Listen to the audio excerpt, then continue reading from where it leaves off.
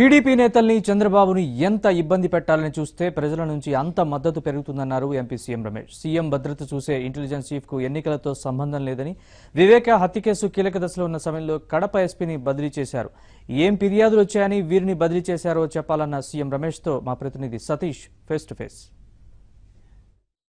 ఆంధ్రప్రదేశ్లో పోలీసు ఉన్నతాధికారులను బదిలీ చేస్తూ ఎన్నికల కమిషన్ తీసుకున్న ఆర్డర్ని ఏదైతే తెలుగుదేశం పార్టీ పూర్తిగా దాన్ని వ్యతిరేకిస్తుంది. కావాలనే బీజేపీ వైఎస్ఆర్ కాంగ్రెస్ పార్టీ ఫిర్యాదు చేస్తుంది. ఉన్నతాధికారులు సక్రమంగా వారు చేసుకున్న పనులకు ఆటంకం కలిగించే విధంగా కేంద్ర ప్రభుత్వం వ్యవహరిస్తుంది. గతంలో కూడా ఇలాంటి కక్షపూరిత చర్యలు చేపట్టారు. ఈరోజు మరోసారి అది నివృత్తం అవుతుందని కూడా తెలుగుదేశం పార్టీ నేతలంతా కూడా ఆరోపిస్తున్నారు. ఇప్పటికే ఢిల్లీకి చేరుకున్న తెలుగుదేశం పార్టీ నాయకులకు సంబంధించి సీనియర్ నాయకుడు సీఎం రమేష్ రాష్ట్ర సభ్యుడు ఈరోజు కూడా కేంద్ర ఎన్నికల కమిషనర్ని కలవబోతున్నారు. మరి కొద్దిసేపట్లో వారితో మాట్లాడదాం. సార్, ఉన్నతాధికారులను బదిలీ చేస్తూ అటాచ్ చేయడాన్ని ఎలా చూస్తారు మీరు?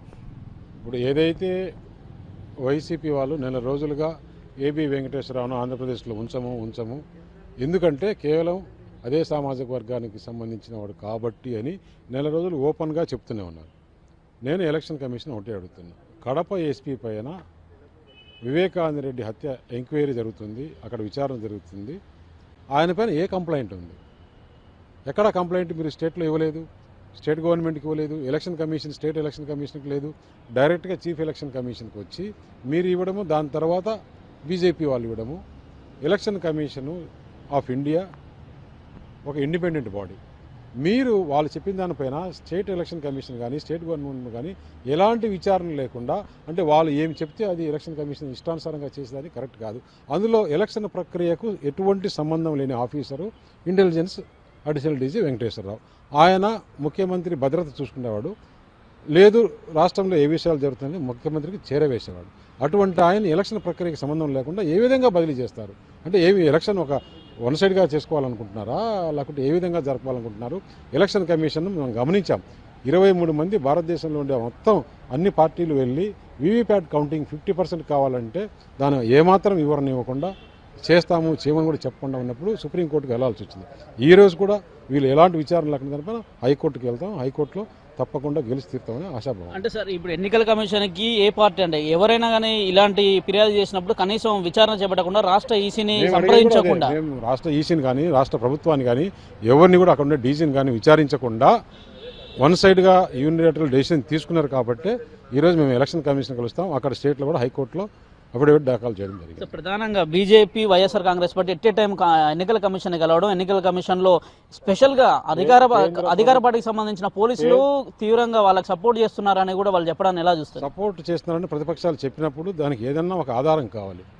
అసలు ఈయన ఎలక్షన్ ప్రక్రియకే సంబంధం లేకుంటే ఎలక్షన్లో ఏ విధంగా సపోర్ట్ చేస్తాడు, ఏ విధంగా చేస్తాడు, ఆయన ఎవరికైనా ఓటు ఏమని చెప్పాడా, లేకుంటే ఏమైనా చేయమని చెప్పాడా, ఏంటి, ఎందుకు ఇలా చేస్తున్నారని చెప్పేసి ఎలక్షన్ కమిషన్ ఈరోజు నిలదీస్తాం. రాష్ట్ర డీజీపీ పైన కూడా కంప్లైంట్ చేశారు. నిన్న ఇంటెలిజెన్స్ డీజీని బదిలీ చేస్తున్నారు. రాష్ట్ర డీజీపీ పైన మా కంప్లైంట్ ఉంది, ఆయన స్వయంగా తెలుగుదేశం పార్టీకి దగ్గరగా చాలా సానుకూలంగా ప్రవర్తిస్తున్నారు అని కంప్లైంట్ చేశారు సార్ విజయసాయిరెడ్డి గారు. విజయసాయిరెడ్డి కంప్లైంట్ చేయకుండా వదిలిపెట్టిన వాళ్ళు ఎవరైనా ఉన్నారా? ఆంధ్రప్రదేశ్ పోలీస్ వ్యవస్థపైనే నమ్మకం లేదన్నారు. మరి ఈ ముగ్గురు ఎందుకు?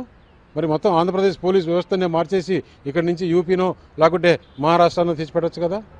అంటే మొత్తం ఆంధ్రప్రదేశ్ ప్రజలపైన నమ్మకం లేదు, మీకు ఆంధ్రప్రదేశ్ ప్రభుత్వం పైన నమ్మకం లేదు, ఆంధ్రప్రదేశ్ పోలీసులపైన నమ్మకం లేదు, ఆంధ్రప్రదేశ్ అధికారులపైన నమ్మకం లేదు, ఆంధ్రప్రదేశ్ ప్రజలపైన లేదు. ఇంకెవరిపైన ఉంది? మీకు ఓన్లీ తెలంగాణ పైన ఉంది, లేకుంటే బీజేపీ రాష్ట్రం పైన ఉంది, బీజేపీ ప్రభుత్వం పైన ఉంది.